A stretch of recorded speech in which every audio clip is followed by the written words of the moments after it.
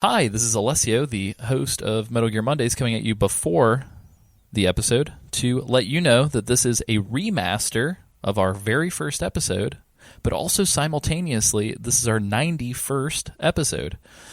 So please enjoy the small time travel device that we're going to provide you with, and we'll try to be pretty transparent throughout the episode as to kind of where everything falls in, but just know that we've also retained the original episodes in your feed, and they should be in proper order.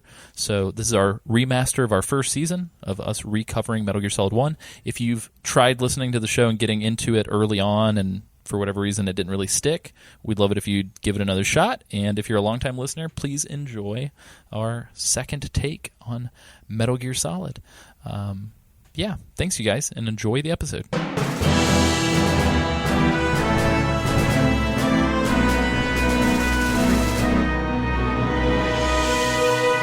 Ladies, gentlemen, boys and girls, welcome to the first, or 91st, episode of Metal Gear Mondays, a Games Club comedy podcast covering all things Metal Gear from top to bottom, left to right, inside and out.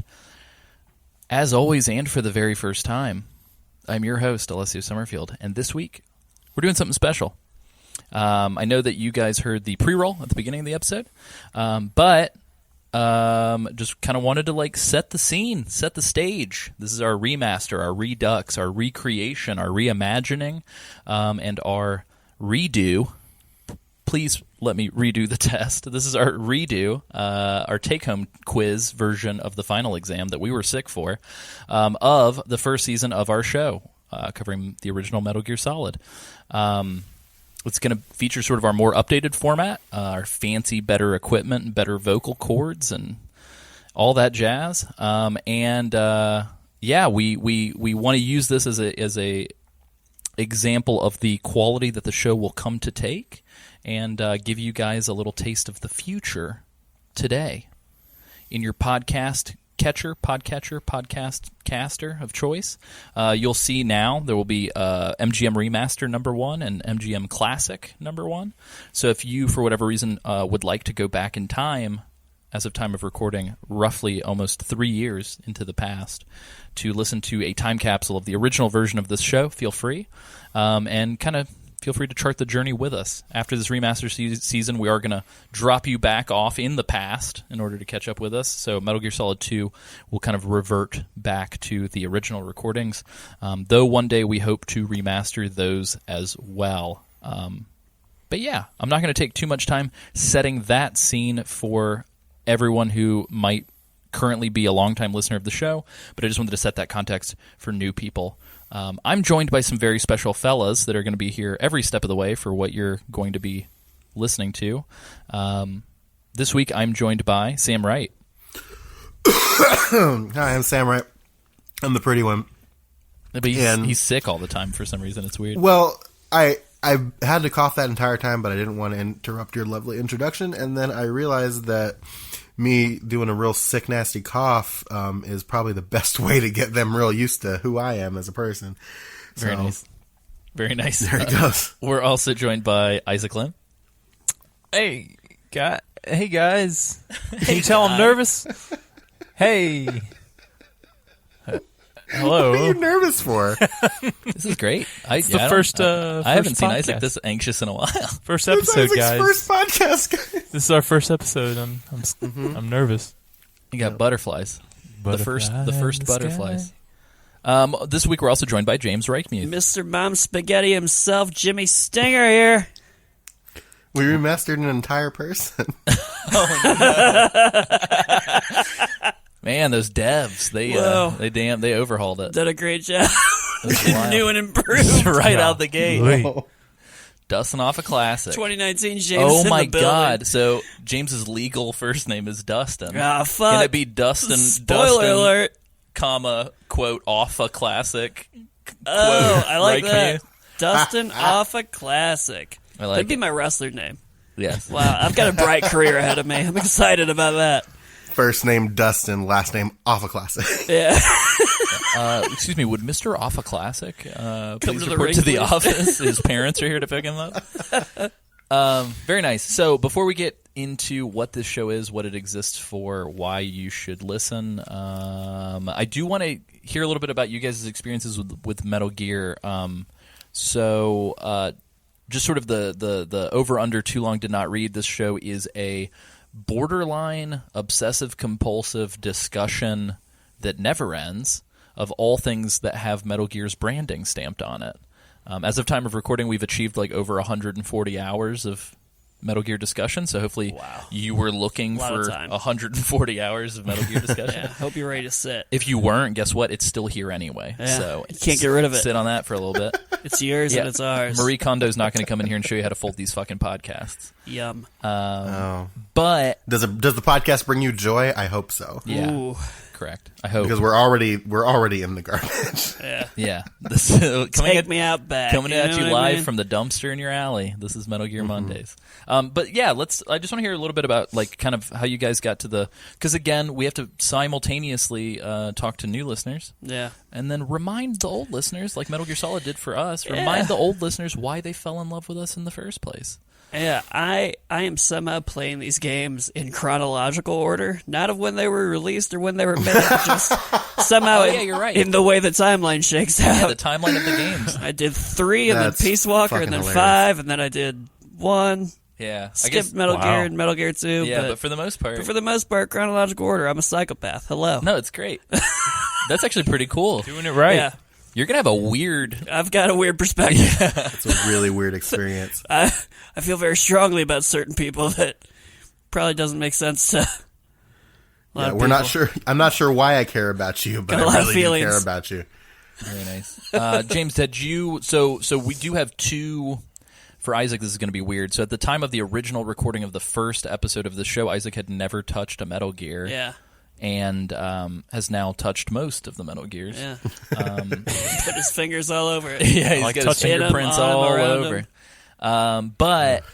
I guess for the sake of this little intro, do you guys mind kind of talking about like your exposure to the series before Metal Gear Mondays? That's a good question. It was like it was one of those things that was like it was always on the fringe of my taste and like my friends' taste growing up. So like I had heard about it and like I knew people that were diehard like this is the greatest game series to ever exist and I'm gonna talk your ear off about it and none of it's gonna make sense and I won't give it context. And then you had people who were just like, yeah, it's okay. So like it was just something that like flew under the radar for me that I never engaged with because I was like, oh, it's probably like not up my alley. And then thankfully, Alessio brought me into the joyous world of Metal Gear. Metal Gear. Sorry, I promise. Metal Gear. I told myself I wouldn't do that within the first 15 minutes of this show, but here we are. I promise it'll happen at least 5 more times this episode. Correct. Isaac, how did you come into Metal Gear? I came into it like everybody else did, you know? Don't we all remember? to do a podcast about Metal Gear? You did not come into this Exactly. shit through the Pizza Hut demo disc, sir. Oh, You sit down. Pizza Hut demo disc, baby. For That's me, it wasn't so I watched a lot of it being played and I always liked the aesthetics of it. I just never thought I always thought it was such one of those really long games that You weren't wrong. well, yeah. But like one of those games that just had so much in it and I was like, I don't think I could get into that sort of thing. And I don't think I could really see myself being in a nitty gritty with a Snake Boy. But little did I know that I would be playing all the Snake Boys and Every Snake Boy that ever was. all of them. That's So, awesome. I mean, my first experience probably that I could remember is watching Alessio play through MGS3 way back when in middle school, I think. And staying late up at night watching him sneak around in the forest was kind of bizarre. I thought I was having a fever dream a lot of the time. But And then fast forward 10 years later or whatever, and I'm having to go through all these things with Alessio again. Who would have thought? This time it was like me full that circle. watched you Stuck sneaking in through some the... sort of time loop. A time Paradox. if you will. So Very good. I guess that's my Metal Gear experience. Yeah, and if you guys want Isaac's like spot on, actual like in the thick of it first reactions, check out the classic episodes of this season and check out the MGS2 and MGS3 seasons because Isaac will give you his hot takes. And the MGS4. Some of them are quite and the Peace Walker hysterical. season. Yeah, just all of them. Just all the seasons. Really, Metal Gear Mondays is a giant monolith of a podcast that's dedicated to Isaac's first reactions to these So games. it was a social experiment that you guys came up with, and Very successful. I wish that we could just do a podcast, like we go back in time and do a podcast about Isaac's first experiences with like my everything. Like Isaac's first. You would Isaac's call it first. Meta Gear Mondays. There we go. Yeah, like there Isaac's, we go. Isaac's first lemon. Oh, no, Isaac, Yeah, tell us about- Isaac's first ride of a bike with no training wheels. so I have the story for each of those. Guys, I feel the listener numbers dwindling yeah, as we talk about this. All right, let's pick it back up. Mm-hmm. Sam, what was your first experience with Metal Gear? So my first experience. So my earliest memory of gaming, and I know that I had played other games before this, but my earliest memory was playing Metal Gear Solid's demo on the we alluded to it before, the Pizza Hut demo disc back in the day, with my dad. My parents were divorced when I was really young, and when my dad was in the military, so he traveled a lot. But when he was stationed in Arizona with where I was, on the weekends I would go. On Friday night, we had a tradition where we would get Pizza Hut and we would watch Boy Meets World. And then we would play video games, and our favorite thing to do was play this Pizza Hut demo disc. And I loved the Metal Gear Solid demo on that demo disc so much, I played it all the time, that my dad got the full game and we played it together. And that was like my first like tangible video game memory, and it's probably the reason why I'm a gamer today. So it was Metal Gear as a series was a very formative series for me and my gaming sensibilities. It's very important to me. Very nice. And my story is similar to Sam's, except minus all of the bonding with my father. No, mine does have a fun wrinkle. So my dad watched me play Metal Gear Solid, and was off the Pizza Hut demo disc. We bought a PlayStation because I got the demo disc and was like super bummed that I couldn't do anything with Oh, it. no. And I like sulked around the house for months. And then my parents were like, "Here's your fucking PlayStation." Jeez. Bought a PlayStation for a demo disc. That's amazing. Yeah, it was pretty great. I love that. So I played the shit out of the Metal Gear Solid demo over and over and over, probably like 50, 60 times or more. And I remember I used to talk about it with my friends all the time, and one of my friends was like, "Yeah, man," and it's crazy, and would talk about the whole game, and I would just have to kind of like fake, like, be like, "Oh yeah, it was Like, oh, crazy," yeah, I love it. and then I'm like, I remember that. I've logged 35 hours into this demo, but but my dad would like watch me play it, and literally I do believe at one point in time he straight up said like, "Yeah, we did call those 5.56ers, and they do refer to those as pineapples, like Wow. in real life," and I was like, "Oh my god." But at a certain point, for whatever reason, I guess my dad was like the record skipped or something, like in his brain, and he was like, "Oh, I'm not supposed to let my young son play violent things," and so he just decided, like randomly one day, to like expunge all violent and like Whoa. seemingly like not good intentioned media for a young man like out of the house. Oh my goodness. So I'm talking like Playing in the shed. Final Fantasy VIII got like shuttle launched out of my house. Oh my Like, God. Metal Gear Solid demo got like thrown out. Not the demo. Dude, like Jeez. all this stuff. And so I finally It's funny because all This the games... isn't a fun wrinkle. Yeah, sorry. Leslie was like, and then I got emancipated. Yeah. Bought myself a PlayStation. What's funny is like all the games that I bought with my like salary once I got a job and was like an adult were like literally just the games that my dad You're threw like out. 8 years old. Like, yeah, I went back to the office and was like, hey, I need a raise in my salary so I can buy a fucking PlayStation. Yeah. My dad's lost his mind. But no, so what's funny is I didn't buy Metal Gear Solid down the road. What I ended up doing was I traded with a guy that I knew in school and got his copy. Because for whatever reason, I guess his parents had seen like the Cyborg Ninja hallway, and they were like, "This is too violent for our son," so he had to get rid of it. So I was like, "Oh, dude, I'll trade it from you." Yeah, growing up in the Southeast, if you're a listener from the Southeast, you know what I'm talking about. And so I was trading with my friend, and I got his copy.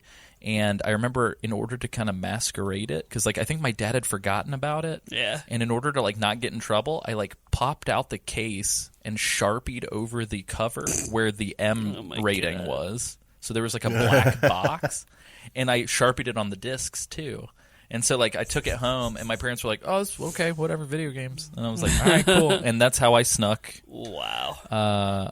Yeah, I almost pulled a snake and like tried to cram the whole CD case up my ass. Oh my God. But I didn't have nano machines to repress my digestive system, so it wouldn't have worked. But yeah, You didn't want to awaken anything. Oh, of course. I was a growing boy, so That's yeah, real. you know. But yeah, so I just wanted to give a little bit of context about who we each were. That way, while you were listening, you could pick your favorite, and then we can kind of and listen. forward. Love it. There's no right answer to that question, but it's okay if it's me. Yeah, there's no WRIGHT answer to that question, but Very good. anyway, after covering all that, I just want to do like a quick overview of like what this show is, what we're doing, what you can expect. We're not really the traditional kind of like drunk cast, kind of like dudes sitting around just kind of talking. Do you know what I mean? That's true. Yeah. I mean, we do that, but we kind of have a little bit of a rubric or like I don't like an outline. It's of gonna how be we- a quiz. How we Get can ready. always- Yeah, if you I don't flip like to the page- word rubric. if you flip to page 37 in your workbook. But no, so what we typically do once you hit the Metal Gear Solid 3 season onward and we've solidified our format a bit more, it's a little fast and loose freeform jazz up until that moment. But what we do in our format is we pick a game, we kind of build a season around one game. In this case, it's Metal Gear Solid for the PlayStation.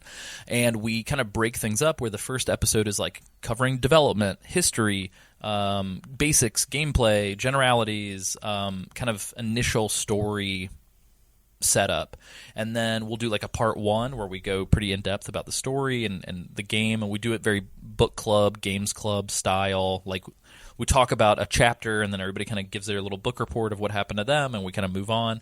And then at the end of a season, we'll do sort of like a post wrap up, finish it up kind of thing. Occasionally we'll have guests. There are seasons where we have guests on like every episode, but occasionally we'll do like post-season guests. And then we'll do sort of a listener response, kind of just like fun topic episode between seasons. And occasionally they'll be on the feed. You'll notice them extra ops. Extra ops are just sort of like one-off. Like we couldn't build a whole season out of this, so we're just doing like a one-off episode. I think that's my quick 2 minutes on what the fuck this show is.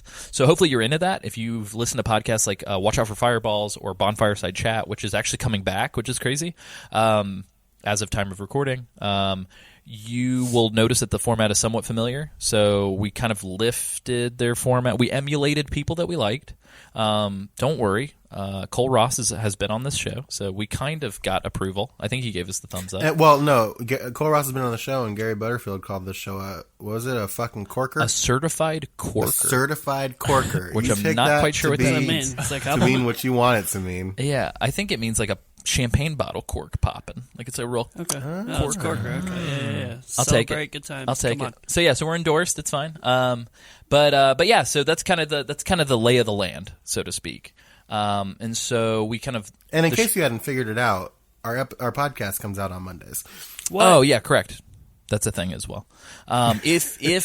If before we even get into this, you decide that you like this, please subscribe, please rate, please review, do all that stuff. But also, you should check us out. Metal Gear Mondays is on all the social media with that title. We're at Metal Gear Monday on Twitter, and then you should check us out on Patreon. You get cool stuff like extra podcast. It's a whole other show. But we'll talk about that at the end. I just wanted to throw that in there right now because I have to, because this is a pseudo job. He's legally obligated to do it. Yeah, That's James just is holding how a he gun is. to my head. Yeah. Whoa. But yeah, so do you guys want to get into our very first thing that we're ever going to talk about, which is Metal Gear Solid? Whoa. No. Oh. Let's do it.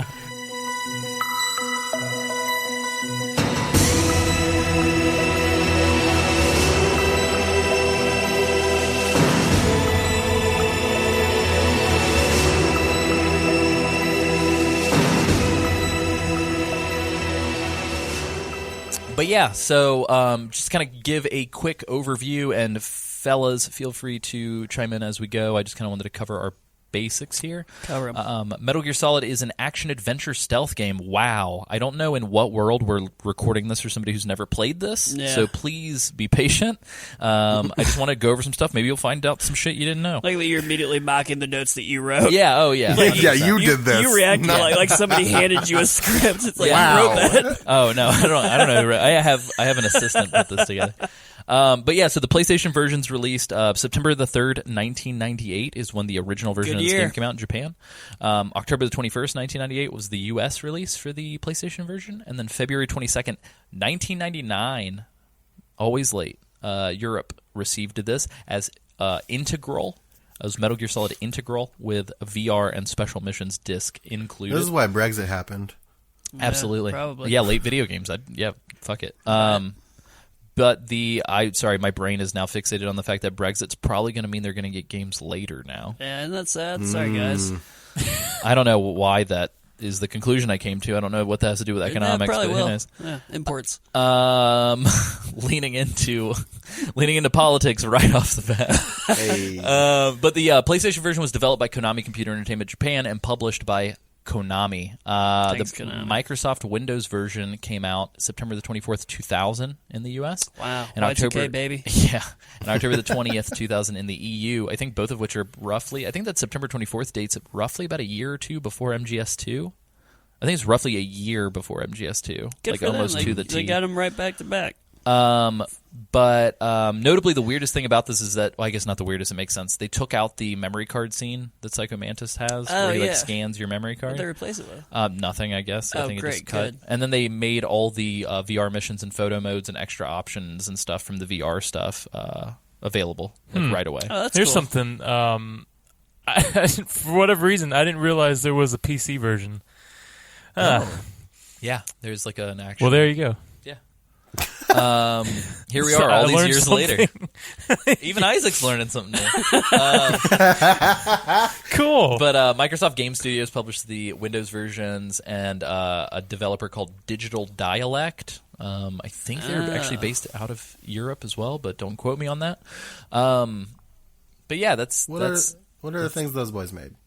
I don't know. Nothing. I don't know if anybody is hand capable to search that. But let me run through the quick roster real quick. So I will speak if somebody wants to look it up. The game, as obviously, I hope. Well, I don't know. Maybe there is a subsect of people who aren't aware of like the cult of Kojima and like Hideo Kojima. Do you think that there is a world in which somebody plays Metal Gear and does not know about Hideo Kojima? Yeah, I think a bunch of people Yeah, probably for played sure. 5 and Survive that have no idea about anything that came before that. So these games are directed by Hideo Kojima. It's also produced by Hideo Kojima and Motoyuki Yoshioka. Tried to nail that. Designed by Hideo Kojima, programmed by Kazunobu Uehara, and the artist is Yoji Shinkawa, who we will see time and time again, and I believe is also working on Death Stranding. Is written by Hideo Kojima and Tomokazu Fukushima, and our composers that we've got listed here are Kozuyuki Maruoka, Hiroyuki Togo, Takanari Ishiyama, Lee Jong Myung, and Maki Kirioka. I think I got those. Did I get You those? crushed that. Probably. Yeah. A+. So yeah, fingers crossed. Sam hit me with the probably. I think that is the most encouraging post-Japanese name reading statement I've ever received from Sam. Usually Sam's like, God, you're awful at these. You're pretty good. But yeah. Did anybody figure Yeah, out? so Digital Dialect had a hell of a time. They They did a game called Battle Arena. Wait, is it Battle Arena Toshinden? Yeah. Oh, so Well, they it's did so the ports, PC then. the PC port. They do ports, yeah. So they Looks did like, the PC looks like port they of did a Toshinden. Game Boy port, too. Oh, Little looks like Oddworld. Oddworlds, Exodus, and Odyssey. Well, Yeah, so you're coming in great hot. times. For Game Boy? For the For PS1 and the PS3 network. Oh, weird. Whatever. And the IHRA Motorsports Drag Racing, my game of Woo! choice on Friday night. Oh, you skipped Adrenix. Oh, you know. A Hoonix? Yeah. Adrenix. Is it like a phoenix made of dreams? Because that You sounds take on the role. fucking awesome.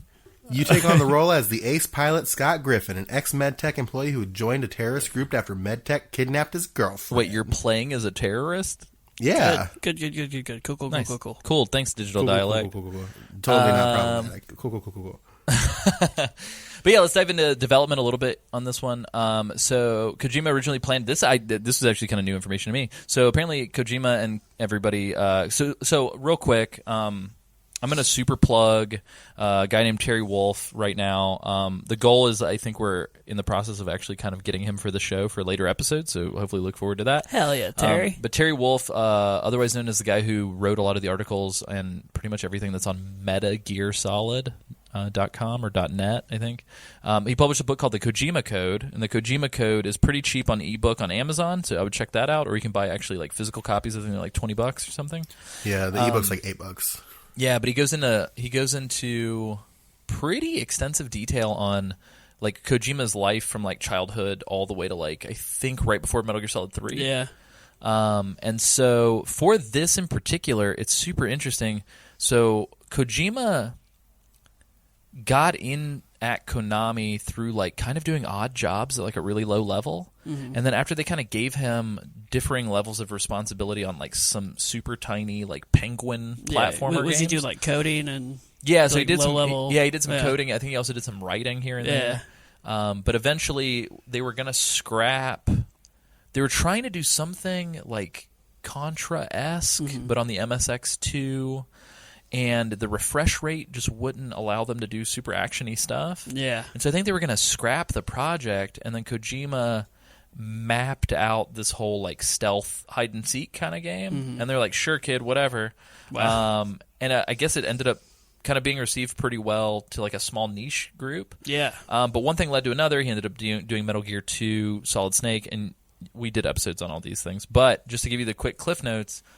He slowly but surely just kind of went from this like random dude to kind of having his own little tiny team of like 5 or 6 within people. the studio. Yeah, like a team within Konami. That's crazy. So even by the time this was going on, like right. he already like it he wasn't had already.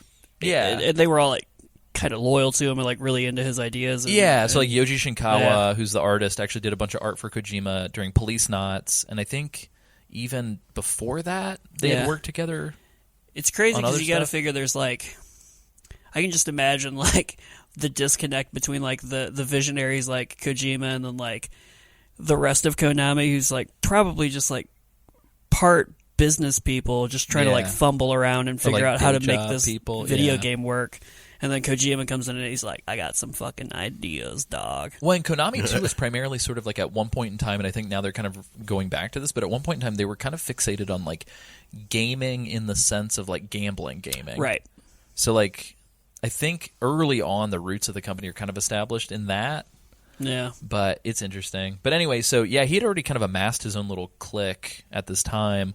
And Metal Gear 2 Solid Snake, which never came to the West until the subsistence release of Metal Gear Solid 3, had done really well in Japan, and he'd kind of gotten a name for himself. And Police Knots was actually supposed to be sort of his like weird director passion project, like Really? masterpiece. Like he was like, I made this like action like visual novel detective story, Yeah. and he like went all out, like beautiful Damn. music, anime cutscenes, like crazy detective thriller story. It was kind of like based on especially the book, the Kojima Code. It was very like masturbatory. Like he Yeah. just kind of was like, turn everything up to 11. The things I love. I'm gonna this is like Kojima's desires of the game. This is like unfiltered Kojima. Yeah, and for whatever reason, I guess they were pressing him to do a third Metal Gear, or maybe he decided to do it. I can't remember what the reasoning was, but the whole thing was he decided to, since they made Police Knots on the 3DO, or at least that was like a version of the game. I believe the game has since been re-released on like the PlayStation 1 in Japan and some other stuff.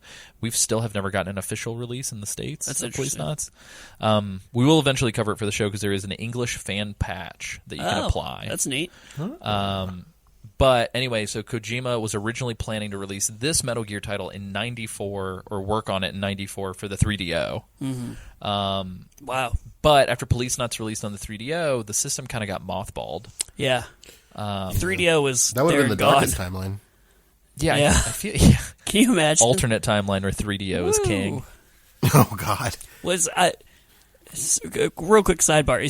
Was the 3DO console related to the company 3DO? I'm not sure. Does anybody know that? Yeah, I'm not sure. Yeah. Because I forgot that it was a console. Like, I remember the company, and then you'd mentioned that before we started recording. I was like, oh, yeah, that was a thing for a little bit. 3DO's is really weird console. So I did buy I bought a 3DO secondhand forever ago, held onto it for a little bit, kind of futzed around with it. I think it had Madden 94 on it or something. But it was this weird system where every controller had like almost like a SCSI port looking thing, and you could daisy chain like 10 controllers or something and do like a full stacked Madden game. Yeah, everybody's a position player. Yeah, it was weird. It's a very weird system. But yeah, so anyway, so that happened, and then kind of at the last second, they were like, hey, let's consider this PlayStation. And I think at the time, based on what I was reading, it was still this weird experimental time where like Nintendo was king, and anybody who'd like stepped up to Nintendo other than Sega had kind of gotten shot down. Yeah. So when Sony and Nintendo had their big split up, and Sony was like, we're taking our disc shit somewhere else. See ya. When Sony unveiled the PlayStation, I think Sony was still kind of having difficulty kind of securing more and more third-party people to kind of publishers move over. are probably weary about it because it's like, what are you doing with this disc thing, dog? And so Kojima was like, no, our shit needs to be on like high-tech stuff, CDs, like this needs to be like cutting edge. Like literally his goal was to like make the greatest game ever made, but also like the greatest like PlayStation game ever made. Yeah. And so Solid as a moniker, Metal Gear Solid, the Solid is not only because we never got Metal Gear 2 Solid Snake in America. We did get Snake's Revenge. We did an episode on that. I don't want to talk about it. It's dog shit. It's a really bad game. It's awful. Yeah, seriously, listen to that episode. I think it's like one of the worst games we've ever played. I'm going to need you to actually tell me how you feel about it. But since we never got the actual canonical Metal Gear 2, and in Kojima's words and many other fans' words, we never really got the canonical Metal Gear either. Like, our version of Metal Gear on the NES doesn't even feature a fucking Metal Gear. There's no Metal Gear in the game. That's a good point. So it's like the name doesn't even make any sense. Yeah. Anyway, so they wanted to reboot the whole franchise. Kind of, for the States. So that's why Metal Gear Solid, but also the Solid was supposed to signify this like 2D to 3D. Yeah. Like now everything's like a solid structure. That's like pretty a three-dimensional thing. Yeah. I can see the thought process. I can see the logic. Yeah, it's very Japanese. It's very transfarring. Oh, man. We don't talk about transfarring. Do you know about transfarring, James? I don't, but I'm liking the word. So transfarring is a Metal Gear HD collection invented word where if you had the Metal Gear Solid HD collection on your Vita and you also had it on your television, you could transfer your save. It's like a manufacturer's typo. Like what happened? No, dude, they leaned into it. There's like videos about it. It's just fucking remote play. That's all it is. Yeah, or just call it transfer. Like we already have a word for that. Transfarring. Anyway, I'm sorry. Revolutionizing the language. Somebody got to like minute 36 of this podcast and was like, I'm out. Yeah, somebody's like, what are these guys doing? Hating on transfarring. I prefer transneering. Thank you. Thank you, Jesus Sam. Christ. But yeah, do you guys want to talk about something kind of sad? Always. Okay, yeah. It's a little bit of a bummer. Sure. So Kojima wanted to make this like a very cinematic game, and we'll get into it. But this game's very heavy into like synthesized cinematography, where it's like there's cameras and this is a movie. Like it feels like you're playing a movie. Like a movie. His whole goal is to make like the most cinematic game, and then Resident Evil beat him to release. Yeah, which sucks to But let's be honest. Yeah, let's be honest.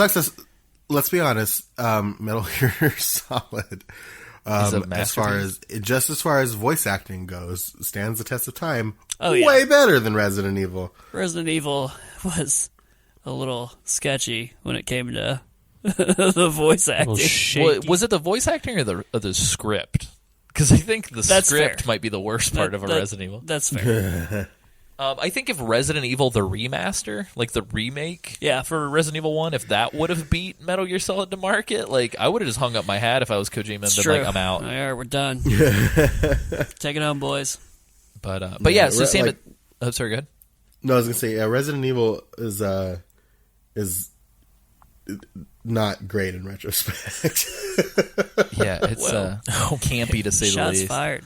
I mean, it's a good game, but I think the I was Hot talking take. to Alessio about a week ago about how if I got a script like that, maybe I would lean into it pretty hard, like those other people seem to. Yeah, what do you think was going through the voice actors' minds when they were asked to read those words? Money, money, money. Do you think they were getting paid enough to like? I bet they were getting paid enough for it to feel cool. You know I what bet I you mean? they Like, were getting paid enough for them to realize that this was a novelty. yeah, at the time, They weren't getting and paid they- elsewhere, you know? They didn't want to fuck it up. Yeah, can you imagine being asked to voice like? I get that there were tons of PC games that probably had like voice acting before this, but like to really be like asked and paid to do a voice for like one of the first console games with voice acting. Yeah, that's the big thing is like back then, like it probably like you weren't thinking about it like acting. So like I feel like that's part of why it sounds so stiff. Oh, that's is because true. like they don't know, like it's so new. They're like, what the fuck is this medium? What am I doing? I'm talking into a microphone alone in a booth. Yeah, I'm an actor. I'm almost positive too that like, especially at the time since it was kind of unfounded, I doubt that Capcom. I almost said Konami. I doubt that Capcom like put in the resources to have like a voice director. No, God, no. It's probably just like a No. dude being like, "Sounds English. Like, hey, Let's shit, roll will you with read it." this, read Sounds this script for English. me? Well, and I would say too, they probably didn't have like a team localizing. Maybe they did. I mean, yeah, because I mean, Police Knots was localized, or not localized, but I think Police Knots was localized, but it was never used. Yeah. But like Snatcher was localized, and that had voice acting on the Sega CD a little bit. But like, yeah, I don't know. In general, like I'm sure there was a localization team, but I doubt there was like as robust of a process. It's funny that you guys talk about all that stuff along those lines. And I want to camp out here for a minute because I think one of the unsung heroes of Metal Gear Solid is Jeremy Blaustein. Okay. This guy's fucking great. So this guy was like the localizer for Yeah. Kojima for a minute. So this guy localized, I want to say the Sega CD version of Snatcher. I believe that he worked on Police Knots. And he localized this game. But after this game, he did not localize any other game in the series. And I would What's up argue with that? that we owe Jeremy Blaustein like all the thanks in the world for the fact that this script didn't go the way of Resident Evil. Yeah. Yeah. Do you think we'd like Metal Gear Solid as much if the voice acting in the script was as stilted as that?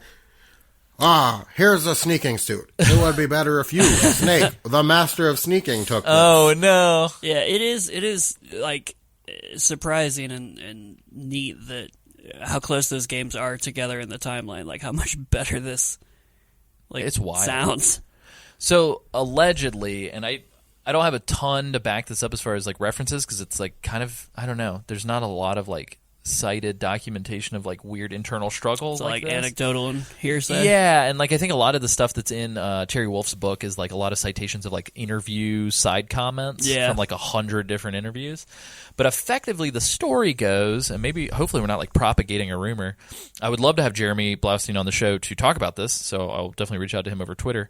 But the story goes that Jeremy Blaustein received the script from Kojima, realized that this is not a guy who knows English as like his primary language, and Jeremy kind of understood what the gist was, but decided to take some creative liberties when localizing, and kind of like rewrote a lot of the script, obviously with like the sole intention of kind of maintaining the original vision. Right, like he wants like the spirit of it still there, but he But he understands that stretched. like this is like Google Translate Right. wrote this English. I need to yeah. step it up.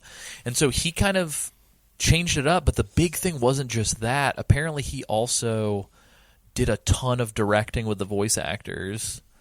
Good. Or like supervised the voice acting. Yeah.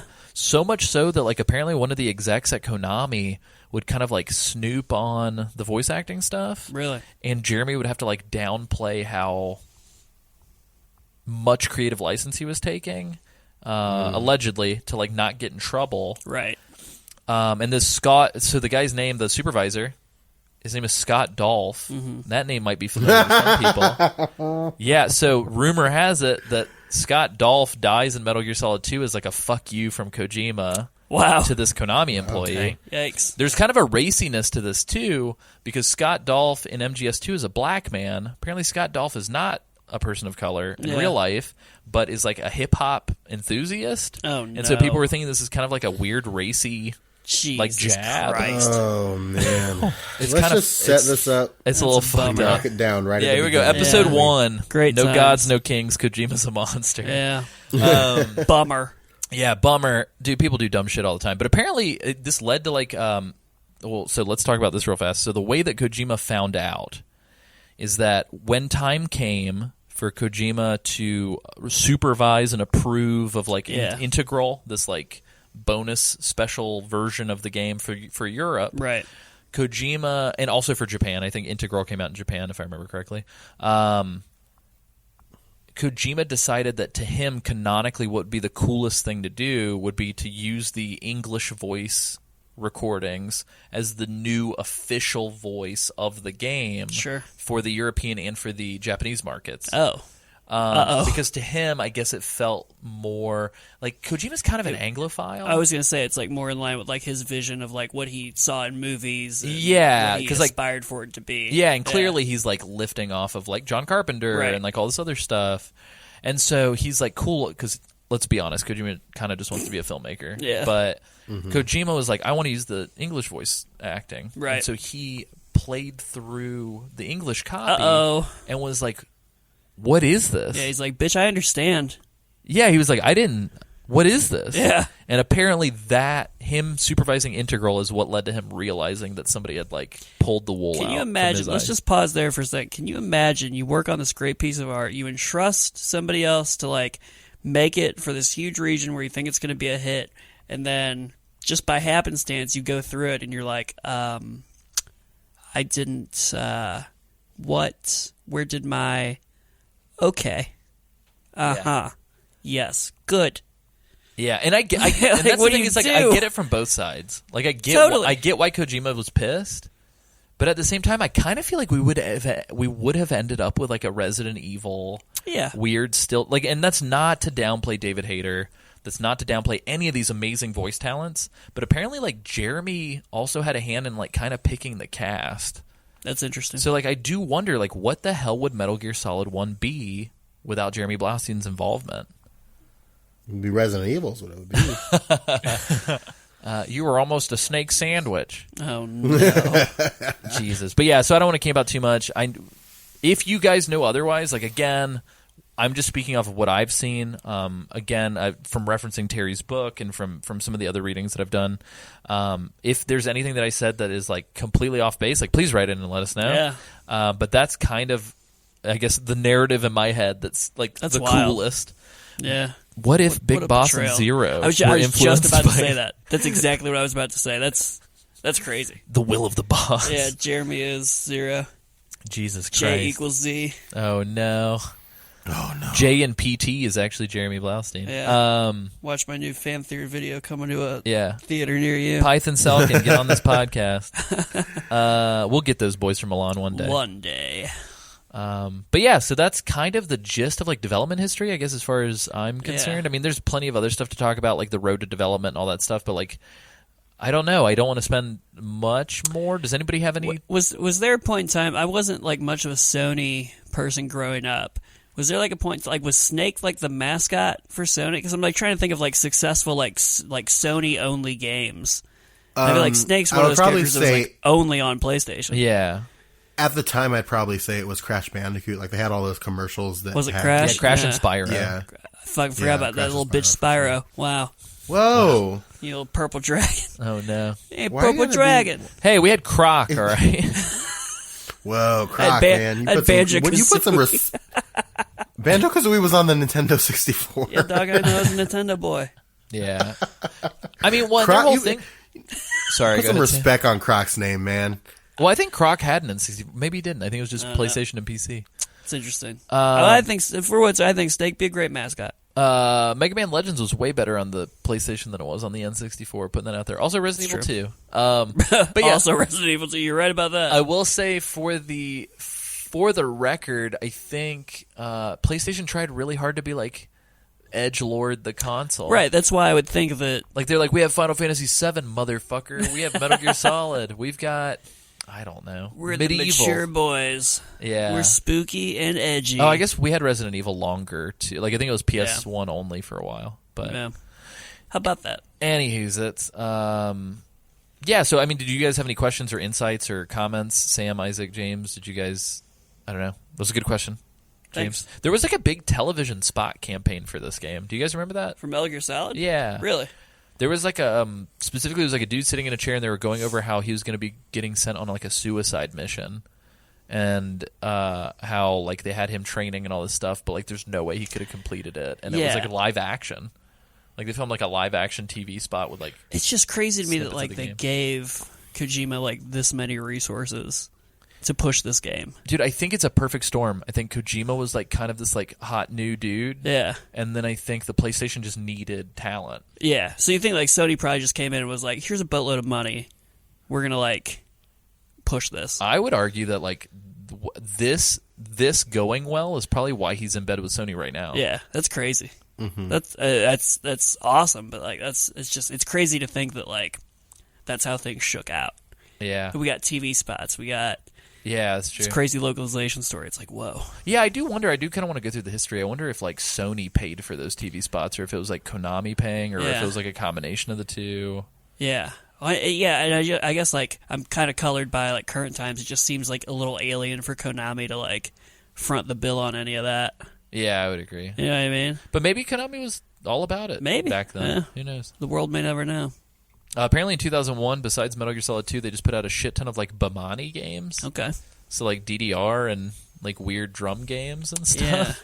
What a weird studio. Yeah, they're. We got Metal Gear and we got DDR. We got Metal Gear, we got Contra, we got Castlevania, but fuck it, baby. DDR and Yeah. casinos. Here's a pachinko machine for you. I want a DDR pachinko machine. Fuck yeah, you do. How would that work? You would have to dance before you could spin it. Oh, I don't know. maybe the longer you dance, the longer it's spun.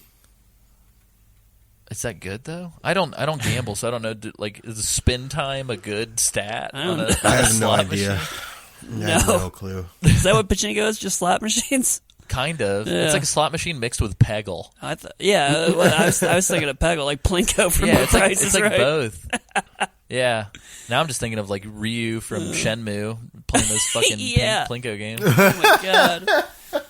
Anywho, we should move on. I think so. Let's talk about some basics and gameplay generalities.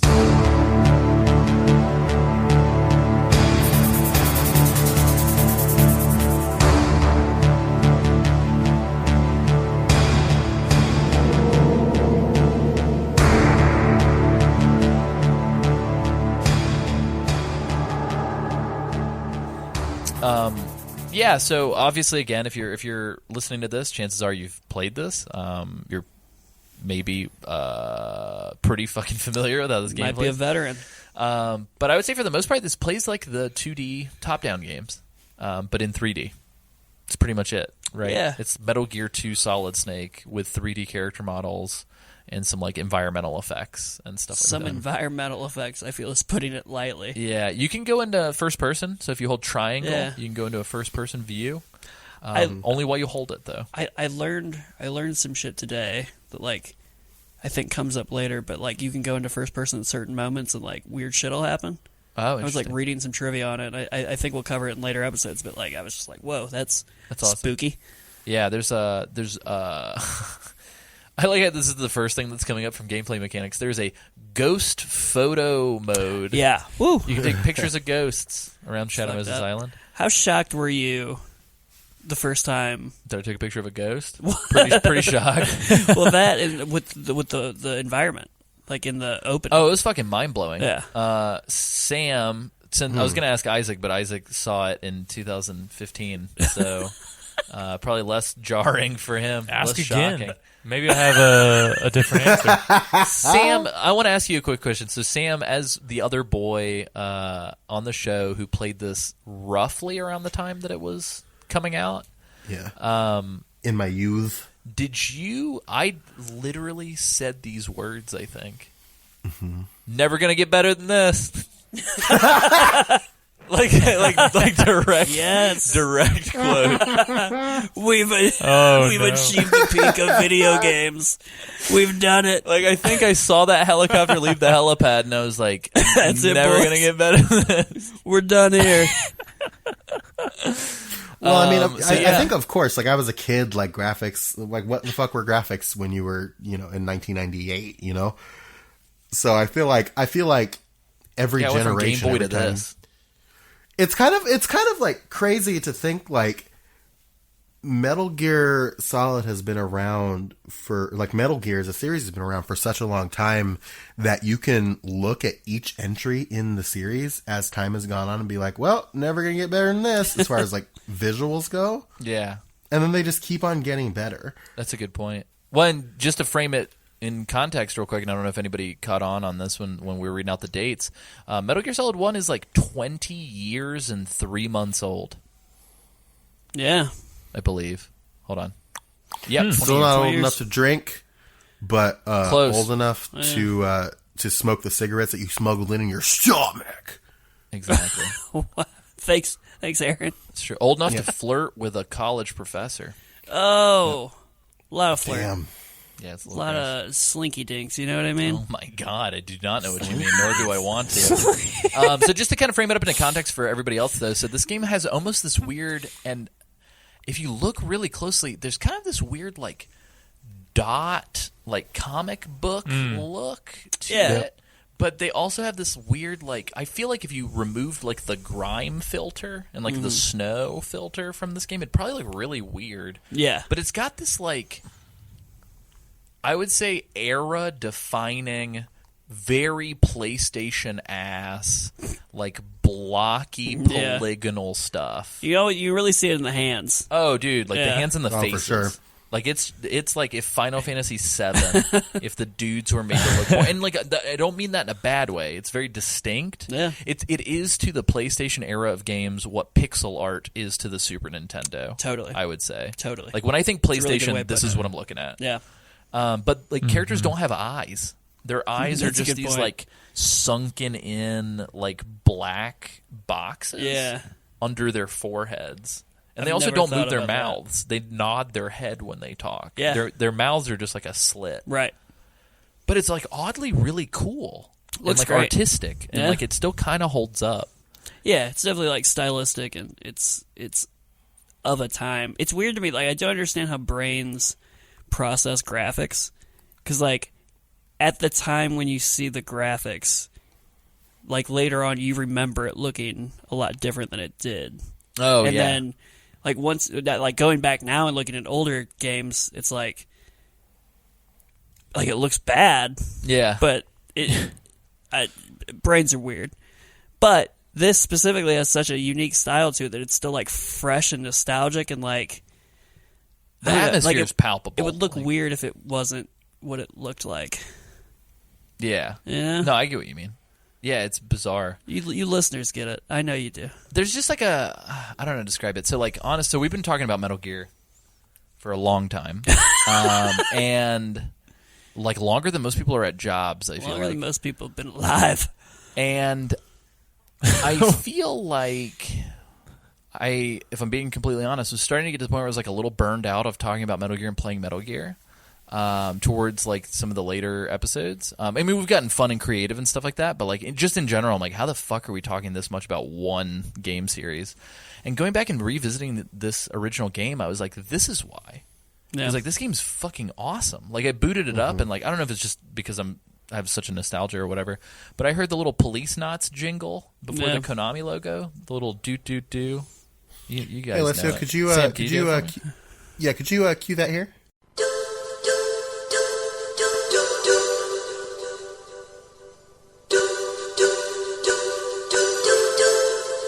But I heard that and like all the hair on my body stood up. And then like playing it, I'm like, God damn it, this game looks and sounds so good. Yeah, dude, I don't think it's just nostalgia because what year was it? It's 2018 when I played it for the very first time. Yeah. Like, it's just got a feeling to it that it's like it's something like unique and special, and it's like Yeah, the music I think sells a lot of it too. Yeah, it's and, like the atmosphere sounds. But also, Very I think atmospheric. that in the year like 2019 or whatever, we've had a lot of Or indie whatever. games come through that kind of mimic almost this art style. So maybe it's like we're more yeah, aware and forgiving because it's like, oh, that's a really cool artistic way of doing it. But that back in the day, that was the only way they could do it.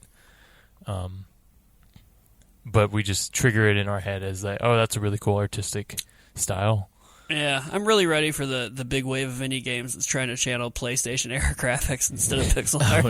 I'm ready for that weird point in time that we're inching towards. Yeah, we're ready for Meat Hands McGee in every Yeah. game. It's wild. But yeah, I mean, if you look at the other contemporaries too, like Resident Evil and stuff, Resident Evil's great, don't get me wrong, but like the original Resident Evil, like pull off the Resident Evil remake GameCube HD sunglasses for a second and let's Yeah. talk about the original game. It's a little bit of a little train wreck. It just kind of looks like you're in a box, You're in like mud. a colored Yeah. box. But like compared to this, like this game's super There's a lot going on cinematic. here. It's insane. It's like you're playing a movie. Yeah, the soldiers are like breathing. You can see their breath in the snow. Yeah. You're leaving footprints. Leaving footprints. Like that's mind blowing for the time. Yeah. Like as a non PC, I played a fuck ton of PC games, but like as a non tweaky, like playing the original Thief and shit, like Yeah. gamer, it was like, oh my god, this is nuts. Yeah, how is this happening? And just everything, like the way that the cameras worked and like the little picture in picture with the radar. I thought it Yeah, was super cool. It's crazy. So, but yeah, Sam, would you mind Yep. telling us a little bit about the basics of the gameplay of this thing? Yeah, sure. So, depending on what controller you're playing with, if you're playing with the original, Oh my god, I forgot about that. It doesn't. You can Yeah. have non-analog controls if you want. yeah. So, depending on which controller you're playing with, you can either control your character with the analog sticks or the D-pad, and he can move around in 3D space. You can walk him in a circle. Which I feel like is another advantage of this game over Resident Evil, which is free 3D controls over tank controls, which I enjoy much more. And you can run around. If you hold down the square button, well, I guess the R2 and L2 buttons will open up your inventory on either side. The left side, the L2 button is for your items.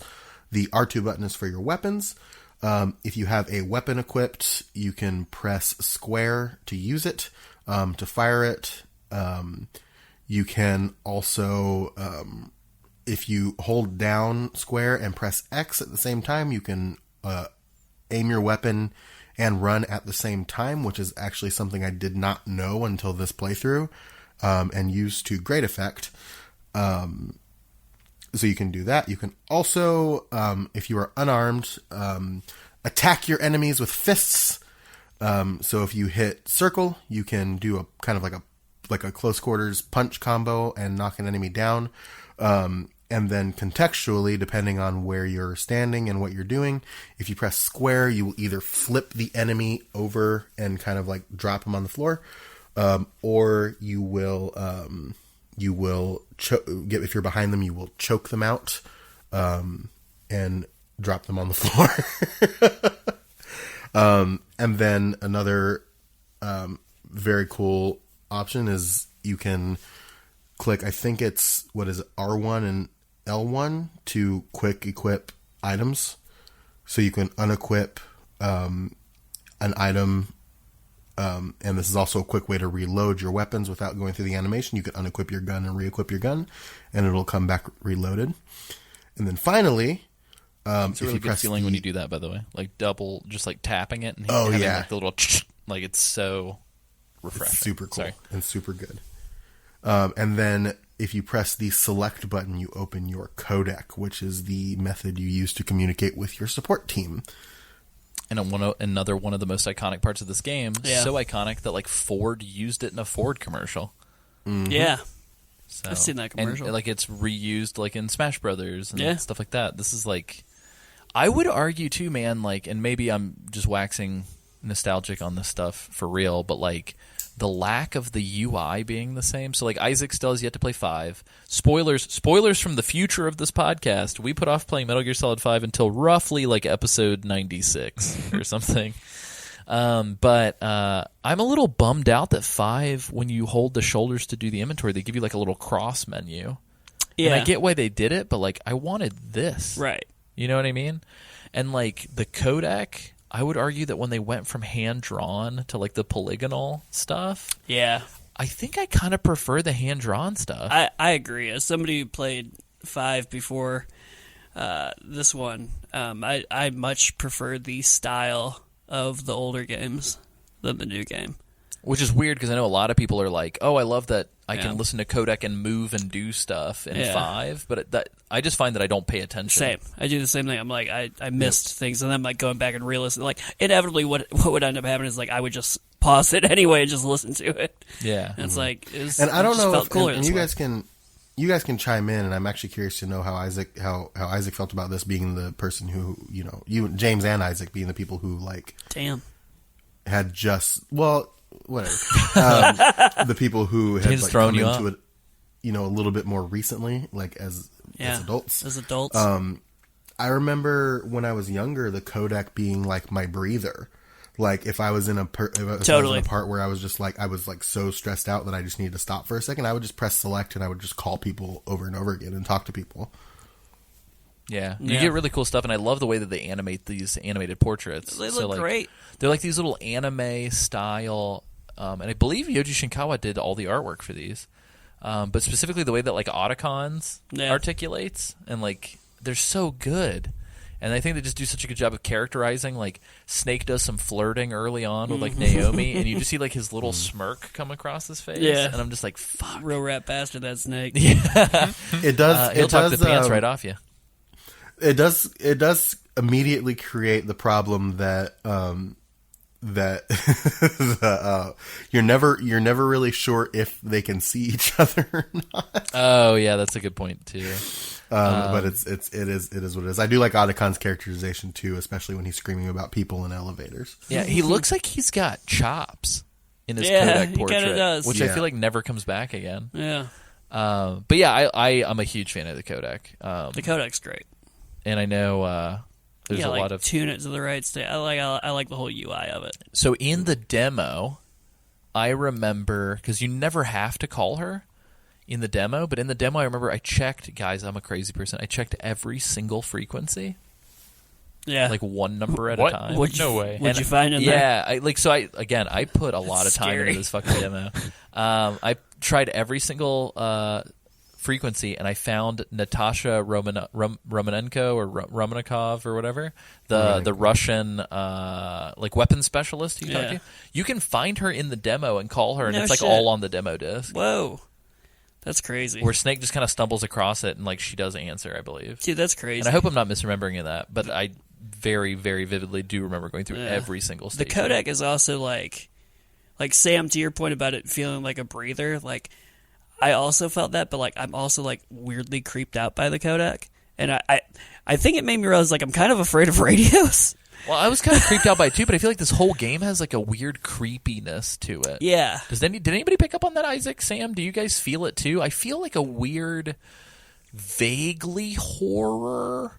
Yeah, like Creeping something's there's like a tension. creeping dread type feeling to it. Yeah, and like until the very end where they kind of reveal all these mysteries, the fact that like you feel so behind the mysteries, and the fact that like you're finding people that are dead covered in maggots when you're supposed to be saving them. Spooky. You're like, how are they covered in maggots? They died today, I thought. Right. Just like all the weirdness with the music and the atmosphere. I'm like, this kind of feels spooky, you guys. Mm-hmm. And then you have the ghost camera, which really... Yeah, and then you fucking take a picture of a ghost and shit your pants and scream.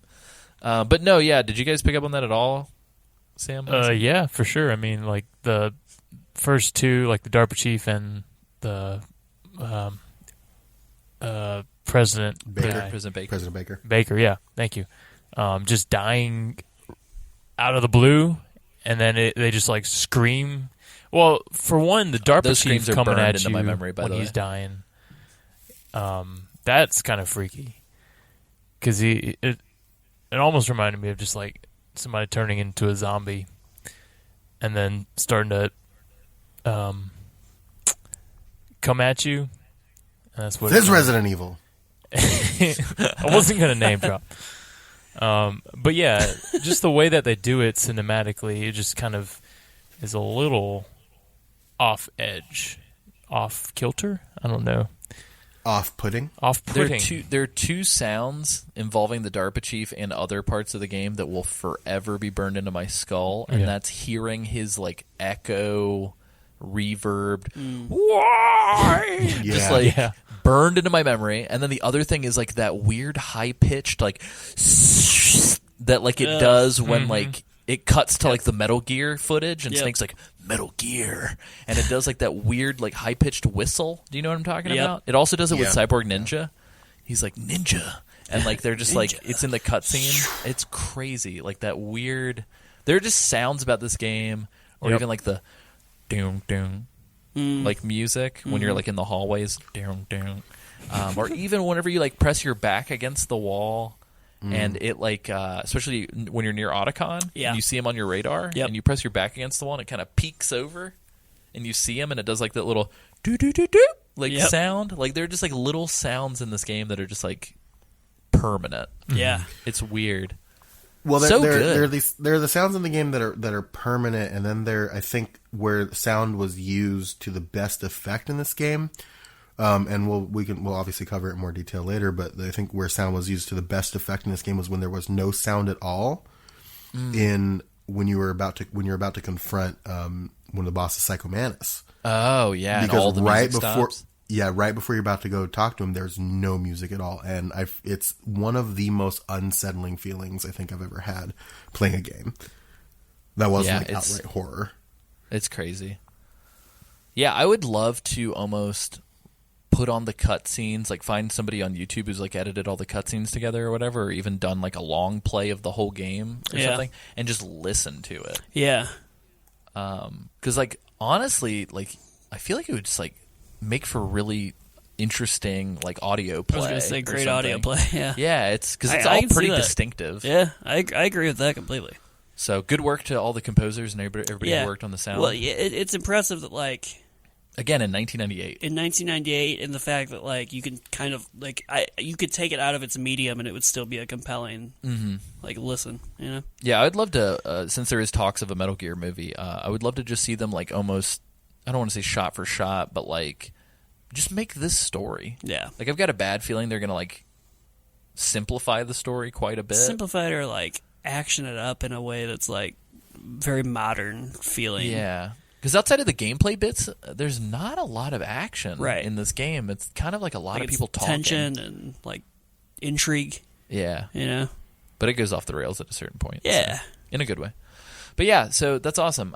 Sam, thank you for covering the gameplay mechanics to some extent. Do we want to talk about the way that this articulates as far as like a top-down kind of thing? The only thing that I can think to describe it, because like if you've played the other Metal Gears, it's kind of like that, but there's also a lot of verticality. Because, like, especially even in the little helicopter area at the beginning, like, there's multiple levels that you can go through. I feel like the best way I can think to describe this is, I guess the shorthand is, like, think of any stealth section in a video game. Because this game exists, we have stealth sections in other games. But imagine if I was describing this to somebody in 1997, Imagine like a Zelda, like a classic Zelda game, Okay. like Link to the Past or something, Right. but in 3D, and like you're playing hide and seek with your enemies. That's kind Yeah. of what this feels like, right? Yeah. Would you Oh, guys yeah. say that's a fair description? Definitely feels that way. Yeah. And it's like a lot of anxiety around, am I going to get seen? And especially like even in that opening area where they're like, what's up with these footprints? It's like, what? No. Yeah. I'm a video game. Don't. I can't see my feet. I'm a video game. No. It's such a weird like perspective too, because it's not quite isometric, but it's also not quite third person either. It's Yeah. just, it's very unique for like its time. That's a good way to put it, because you can kind of like wiggle the Totally can. view based on the way you press your I- back against stuff. When I was playing it, like I couldn't think of anything to compare like the camera angles that they use for some of those sections. Like I just don't remember playing games like that. Yeah. In a weird way, especially when we're covering Ground Zeroes after this remaster season, in a weird way, the Camp Omega sort of like infiltration reminds me a lot of like, oh, this is what Kojima had in mind when he was doing this opening infiltration of Shadow Moses. Totally. But like now he can actually do it the way he wants to. But I kind of liked the limitations. Like, I don't know. Yeah. Again, maybe it's nostalgia speaking, but like it's so quaint, but like Right. so... It's almost like a good book. The best parts are the parts not described on the page, but like the blanks in between that your brain fills in. Do you know what I mean? I like the way you put that. Because it's like the game is an approximation of what's happening. Right. But like you have to fill in the gaps with your imagination. Yeah. And I think this game kind of straddles that cool line between like... Because the Uncanny Valley, right, is like enough of your imagination is filled in, but it doesn't live up to what you expected. Right. Yeah. And this kind of leaves enough for you to still for fill you to that kind gap. of project. Yeah. And it's like, I don't know, it's cool. You're totally right. That's a really good way of putting that. And yeah, I think you do kind of lose that with the more modern games because now well, like partially because of that and partially too because like now it's like what we're used to. Yeah, that's a good whereas point. like back then and like even now like this feels like a unique piece amongst a lot of like different types of the same thing. That's true. Yeah, there weren't other games like this, but Metal Gear Solid 5, there are plenty of third-person, sneaky boy, Totally. open-world games. Yeah. It's weird. So, interesting. Outside of that, do you guys want to talk about the bosses and like how that articulates a little bit, roughly? There's kind of, I would say there's like 4 different modes of play in this game, right? So like we talked about the codec scenes. Right. The other aspect I would say are cutscenes, like official proper cutscenes. Right. So the cutscenes are all static images talking, like we mentioned. Sam, go ahead with the cutscenes. Sorry. Are you explaining cutscenes to people? I am not explaining cutscenes to people. I'm trying to explain like the They're like static images. no, the codec. I was talking about the wherein codec. you do not control the action on the screen. In modern versions, they sometimes throw a curveball at you and make you press a button sometimes to progress the action. That's called a quick time event. No, I wanted to distinguish between the fact that codecs are effectively just like 2 pictures of people. So it's Right. very visual novel. The codec is a visual novel. It's like 2 animations speaking to each other on a flat surface. The cutscenes are 3D in-engine. Yes. That's the other thing about this game, you guys. So, like, Resident Evil's a culprit of this. Final Fantasy's a culprit of this. During this era of games, nobody did in-engine cutscenes for the whole game. Yeah. Like, Final Fantasy was always known for its, like, very grandiose CGI, pre-rendered cutscenes. Like, so much so that, like, dude, I'd fucking start new games just to see the opening again. Final Fantasy VIII, I'm looking at you. I watched that cutscene like 100 times. Hell yeah. Here's the thing. I'm not the hugest fan of Final Fantasy VIII, but I will go on record as saying Final Fantasy VIII's opening cutscene is Breathtaking. It's fantastic. I love Final Fantasy VIII, Sam. I'm going to fight you. No, I'm kidding. But no, this game's all in-engine cutscenes. Like, every bit of it. That is crazy for the time that this came out, that they just went full in on that.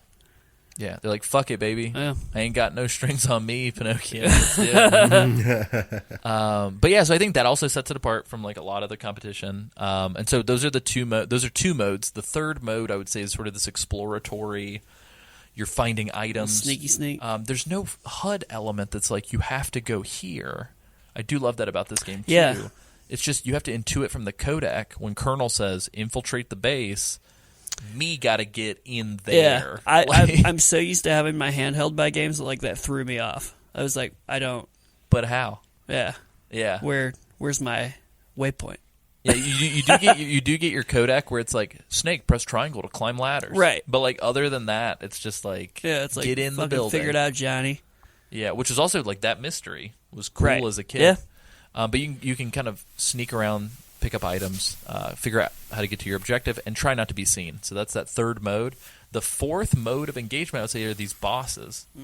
And the bosses kind of articulate like mini games. How would you guys describe the bosses in this game? I want to hear how Isaac would describe the bosses because I think he has a very Isaac's unique way of explaining. spot on with his descriptions. Isaac, how would you? Am I? Man on the street. Your mom shows up. She goes, Isaac, what are you doing? How would you describe these boss fights? Well, all What right. a weird framing device. Let me just frame this, right? The first time playing through, I played on normal, thinking, it'll be a normal experience. Normal means normal. Come on, guys. I know what normal Some might means. assume. It was not. And I died a lot and found it at times frustrating and hard. And the boss battles, while challenging, were different enough that it threw like each boss had its own thing to it. I Flavor. don't know how to describe this. Yeah, every boss almost feels like a mini game, Yes. right? Because I feel like none of the boss battles repeat. No. style You have wise. like different styles and tactics for each one, and And that's Yeah. what I break liked up about it. Yeah, And then they're you good got at breaking up the gameplay. yeah. So You never know what to expect, especially your first time. You're Totally. like, oh fuck, what is this? What are we Yeah. doing? What's happening? You're like, I was Yeah. just sneaking, and now I'm here. I have to fight a helicopter. A what? Me just little man. How do I fight helicopter? That was me with the tank. I was like, excuse me, what? Yeah, Yeah. you want me to do what? Yeah. But cool. Yeah, it's good. So you fight kind of like a motley crew. Fighting a bunch of X-Men is what it feels like. Pretty much. But they do a really good job in this game. I don't feel like any other game nails the like super villain-esque like entourage of enemies that you're Yeah. going to deal with. Because like this game, so here's the deal about this game too. And this is, I think, very of the era. The cutscene that plays before you press start to get to the main menu, Yeah. they're not going to show you again in the game. Nope. And I feel like that cutscene contextualizes a lot. It's a pretty important cutscene. So, like, don't skip that it. Sometimes you can just Yeah. fucking skip and then realize they're not going to show it to you. You're going to go back and start over. Watch it after. Yeah. Also, there's like we didn't talk about the briefing sequences. We'll kind of curtail that here at the end. But the sort of attract screen, like if this was like an arcade Yeah. cabinet, like the attract screen is like them giving you the mission parameters. Yeah. And they talk about the guys you're going to deal with. So it's very like Dark Souls-esque. Like, let's build this mythology of who you're going to deal with. And it's just Colonel talking to Snake. And it's great because like Snake doesn't know any of these people either. No, Snake's so- just like, what? Yeah, so Snake's kind of like us, where he's learning for the first time as well. Right. And they're going through everybody, and they're just like, yeah, so we've got this, and all the names are adjective animal. Yeah. Yeah. So it's like, we've got Decoy Octopus. He's the greatest at disguising himself. We've got a Vulcan Raven, Giant, and Shaman. Yeah, yeah. So Exactly. Everybody says Shaman. Thanks, Fucking- Colonel. yeah. Perfect. Yeah, and I love how Snake just like does not skip a beat Yeah. with it. He's like, okay, right on. What's next? And they pull Snake out of retirement. Like as soon as we get, like, Yeah. dude, it's phenomenal. As soon as we get into the meat of the story, It's going to be good. this game's spoiler. This game's like mostly dope story with some like really fun gameplay kind of interspersed. But yeah, it's crazy. They just like introduce this like big group of enemies, and you just feel like, holy shit, I want to meet all of these people. And I remember the biggest bummer moment for me was you never get to meet Decoy Octopus. Yeah, right. It's like, shit, I want to meet Where this. is I guess you do technically, but and it's he dies. not the same. But it's like I wanted to fight him. Yeah. You want to know? So you know what this always reminded me of, and I actually don't think that this is something that we have mentioned before on like future episodes or even in our original classic version of this game. It kind of reminds me of like a Batman Rogues Gallery. Oh, 100%. That they're It's giving like, to you like right up front. It's like, okay, this is the Joker, and this is Catwoman, and this is Poison Ivy. Yep. You're fighting some supervillains today, baby. oh yeah, here's Clayface. He's the best villain in this entire universe. Yeah, it's awesome. I can't. Like, are you I being love it. disingenuous right now? No, I legit. Yeah, he loves I Okay, love because I love Clayface. Clayface. Oh yeah, dude, Clayface for president 2020. Yeah. I feel like we're one bad day away from somebody pushing the president into like a vat of that fluid and Oh, just absolutely. making Clayface. We're close. Sorry, I had to have a moment of realization where I was like, I have to be Yeah, careful what we're- words I put into the we're world right there. because we're We're on one the- bad we're on the day brink. away. We're good to depending on how you look at it. You know That's what true. Sometimes he looks like he may already be Clayface. But Oh anyway, God! I mean? Get him. it's great. It's wonderful. You kind of going into this game, they do this really cool thing by establishing that. I then in my mind have this checklist of like dope shit that I know I'm going to run into. And then when it comes back in, I'm like, oh my God, I remember you're the guy. Like you're the G.I. Joe that I'm fighting. This is great. Let's do it. They do feel You're the like G.I. X-Man. Joes. They're like, I you're didn't the know you were a Silver Man. helicopter. Yeah, you're a helicopter. They don't give you the helicopter. No, they don't. Yeah, can you imagine? They're like, and Whirly Bird, the sentient helicopter. Tyrant copter, giant and helicopter. It's like, I'm sorry, what? This thing's You like, heard me. fuck, they've got a helicopter. God damn it! We've got a guy with a fucking minigun, and you have to fight a literal helicopter. What the fuck? Yeah. Part of the job. Yep. That's why It's I went into all retirement the first time. all just another day on the job. But yeah, so the ultimate goal is for Snake to render useless the Metal Gear, of which they are unaware of exists until midway through the game. Yeah. The plot beats are almost kind of like, honestly, like, let's talk like Metal Gear 2, and Metal Gear Solid, and Metal Gear Solid 2 are all very like Zelda, Metroid-esque formula. Yeah. Where it's like, these games all have a formula. You're going to deal with these bosses. You're going to do this thing. There's going to be this double cross. And then you're going to fight a big-ass robot called Metal Gear, and then end credits. Yep. Metal Gear. But what's so good is that, like, Kojima was aware of this formula, leaned into it hard for this game, all for the fucking ultimate payoff that is the game that comes right after this, where they're like, hey, you know that formula? Fuck off. Yep. Like, and I want, I guess you could say Breath of the Wild's kind of this. I want that like MGS2 moment for Zelda. Yeah. Where it's like, oh, you were expecting this, were you? Haha. Like, but yeah, anyway, this is great. This game's great. Sets the stage for some phenomenal games to come after. Do you guys feel like we've covered everything? Is there anything that we're missing in this generalities kind of overview? Remaster? Do we want to go into the briefing since it's on the main menu? Oh, that's right. Or do we Yeah. I wanted to talk about that, I guess. I guess we could probably talk about the VR missions very lightly. There's not a lot on disc. So we talked about VR missions a little bit with the Integral and some of the other stuff. And there's like a whole separate side game that came out in the United States. But they're sort of these like virtual playground testing grounds that are available from the pause screen. So if you go into like options, you go to VR missions, and there's sort of this like, hey, here's 10 maps, don't be seen. Yeah. Hey, here's 10 maps, use your pistol to neutralize all the enemies. And they're kind of simple. Yeah. And the VR missions disc is just like 300 of those. They get weirder and weirder and weirder and weirder. And there's even like a murder mystery clue. What the fuck? Set of 10 that are it's like, discover who made the murder. And you're like, what? Oh, that's the best. It's phenomenal. That's crazy. There's also one where you fight a Shadow Moses soldier that is the size of a Godzilla. Love that. It's wonderful. That's a Genola. Shinola. But yeah, so there's those VR missions for you to just kind of test your gameplay. Test your might. Yeah, test your might. But yeah, then there's also these briefing sections. Sam, do you want to tell us a little bit about this? Yeah, so we kind of touched on it when you turn the game on before you get to the main menu.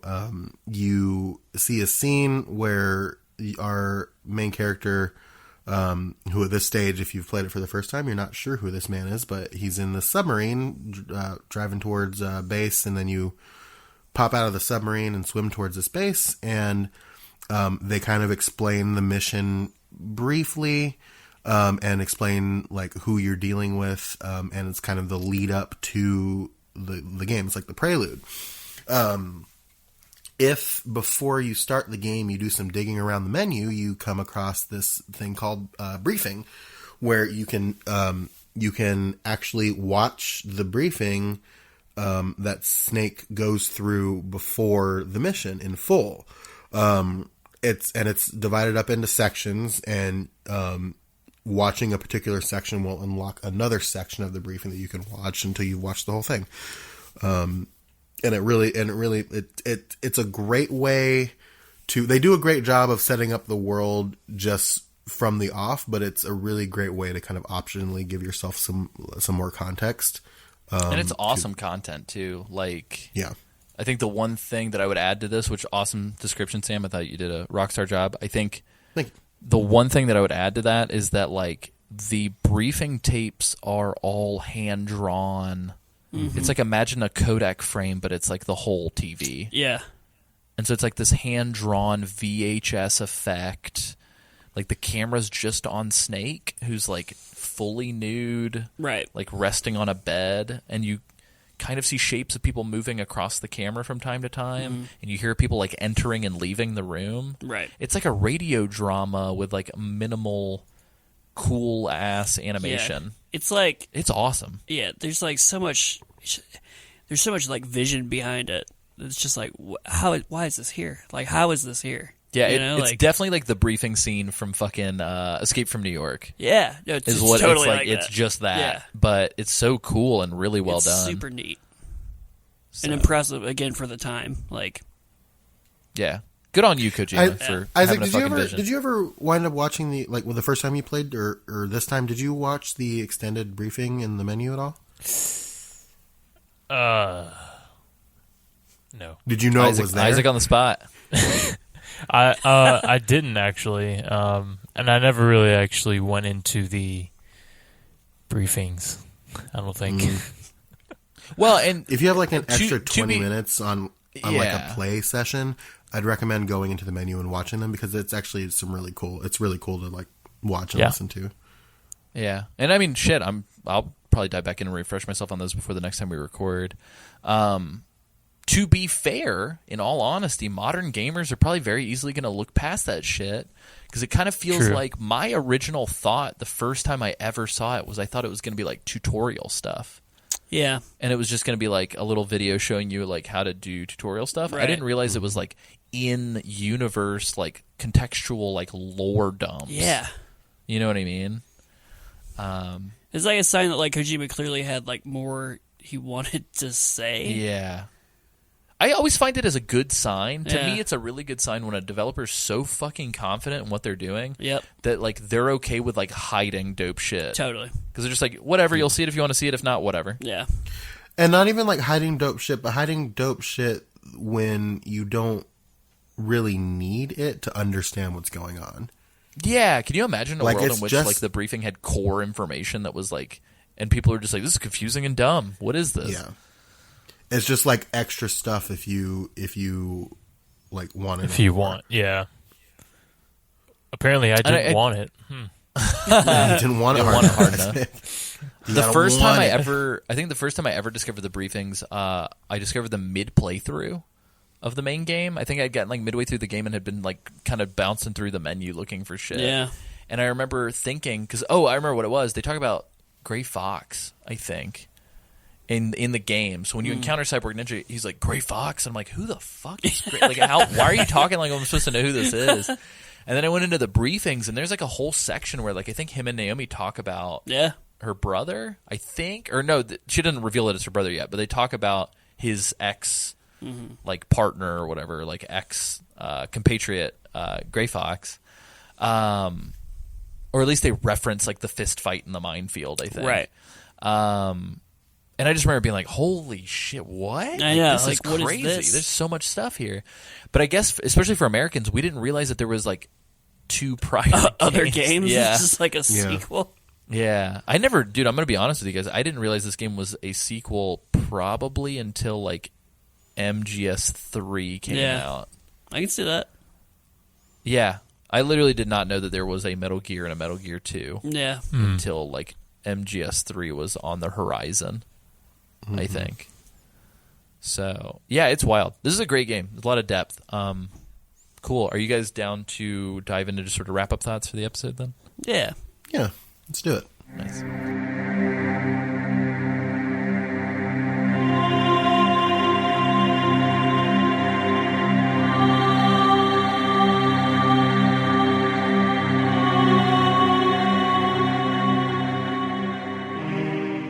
So yeah, thank you guys for getting through this first episode. Hopefully you enjoyed yourself. Roughly, if you look at the classic and you look at the remaster, you'll probably notice that the classic episodes, like the first 4, are about like an hour. And I think even with the MGS2 stuff, I think we tried to keep it at around about an hour. What ended up happening as we got into the MGS3 stuff was we realized that both the listeners and us enjoyed kind of talking a little bit longer form, and so this like hour and 30 is roughly about the average per episode. I think we do have episodes that are like 2 hours and 2 hours plus. We try to keep them between like 90 and 120 minutes. Sorry, Sam. Which people seem to like for some reason. Yeah, and we like them too, but Yes. it just depends on how we. Like I never want to break it up and be like, well, we're going to do an hour and then a quick little 30-minute one. You know what I mean? Like, that's dumb. So we just say what we got to say and move on with it. But yeah, so this was covering generalities from Metal Gear Solid 1. Starting on the next episode, we're going to be diving into the first half of the main game. I'm still not 100% on where we're going to organically end up. Part of me is thinking we are going to play until the point when Snake gets captured. But yeah, I think that might be better than switching discs, because that disc 1 switch happens pretty late in the game. Yeah. So we'll probably do it to that point. So when Snake gets captured, which, like, spoilers for a 20-year-old game, Snake does get captured. Oh, shit. Canonically They got him. at one point. But yeah, so we're going to play till that point. So if you guys want to play along with the show, just play until that point for the next episode. And then after that, we'll be covering from the point of Snake's escape until the end of the game. And then on the 4th episode, we're going to be doing wrap-up thoughts, talking with our good friend Alice Chang about the game, kind of talking about extra stuff, side content, unlockables, stuff like that. And that's typically the format that we take. We'll do like a generalities, we'll do a multi-parter, and then the last part will typically be like sort of secrets and side stuff. Yeah. And did you know kind of stuff. And then the last Did you part, know? the last part will be episode 5 will be a listener response episode. We haven't revealed this just yet. If you are a longtime listener who is listening to these as they are 91 through 96, episode 97 is going to be, I believe it's 97 or 96, is going to be us playing through the Twin Snakes properly and talking about it properly. So midway through the whole run of the show, we did a quick 100 Facebook likes special quick bonus episode on Twin Snakes. Yeah. We're going to give it its formal, proper treatment. So, yeah, Twin Snakes is the GameCube remake of Metal Gear Solid 1. So, that's exciting. Kind of like how we're doing a GameCube remake of our original season. Yeah, this is the GameCube remake of the original season. This is our Twin Snakes. Yes. We have become the Twin Snakes. But yeah, I really quickly just wanted to say, if you like what we're doing and you dig the cause, consider supporting us for as little as $2 a month on Patreon. You can get episodes as early as I can edit them, and you will also get a whole new podcast. Is the Metal Gear Mondays Patron Club, kind of like this show, except we talk about we alternate between topics and games, and we'll give an hour and a half long episode talking about a game that's not Metal Gear. I think we've done episodes on Last of Us. We did an episode on God of War, the 2018 game. We've done episodes on weird shit, like Murdered Soul Suspect. But we also do topics like games that we grew up with, or handheld games, or I think we did fighting games for one, and gamer budget discussion. That was kind of cool. But yeah, so consider that at $5 plus. Those episodes are way less formal. Yeah, and a lot of fun, just like fuck around episodes, and they're fun. But yeah, for $5 up and $10 up, there's additional tiers. But that $2 up one, I think minimum, is like worth a look. Outside of that, if you guys want to follow us, you can go to Twitter. We are at Metal Gear Monday. We're also on Facebook, Metal Gear Mondays. We're on Instagram. Sam does these awesome episode cut-ups, kind of going through. I'm trying to think of the best way to frame it. It's like Clips. fun, It's like a clip. fun It's like moments. clips. Yeah, it's like a clip show. It's like people do highlight reels for Twitch or something, but it's a podcast and it's fun. They're great. But we're on Instagram, and you can also, I think, you can also check us out. It's a bit.ly/MGM store if you want to buy some cool shit that Sam has made. And the last but not least, we are on, we have an Amazon affiliate link. It's bit.ly/justabox. If you want to buy any of these games on Amazon for no extra money on your end, we get a little kickback. So thank you for that. If you guys listen on iTunes, please consider giving us a rating and a review. Specifically, those ratings help get the show seen more. So, yeah, that's pretty much it. I am motor mouthing like a motherfucker, which should be a tongue twister. Motor mouthing like a motherfucker. But I really quickly want to give everybody the floor to kind of plug themselves and where you can find them individually. So, James, where can people find you? You can find me on Twitter at James Reichmuth. You can find me at jamesreichmuth.com. Very nice. What kind of stuff do you talk about? Metal Gear stuff? What are you talking about? I tell a lot of jokes. I test out comedy on there sometimes. Mostly that. Some thoughts, some musings. Try to keep it fun. Nice. Sam, where can people find you? You can find me on Twitter at Sanjul. That's SANJUUL. I tweet about Metal Gear sometimes. I make jokes on there sometimes. Sometimes I talk about what it's like to live with depression and anxiety, because that's something that people don't talk about enough. And sometimes I blend those two things together, and it's brilliant. So, and Sam just that described himself as a human, I think, as well. Yeah. Very nice. Yeah, Sam's a good Twitter follow, and so is James. You guys are good. Isaac, I'm going to, on the record, say Isaac's an awful Twitter follow. Hey. Isaac, tell us about your Twitter account.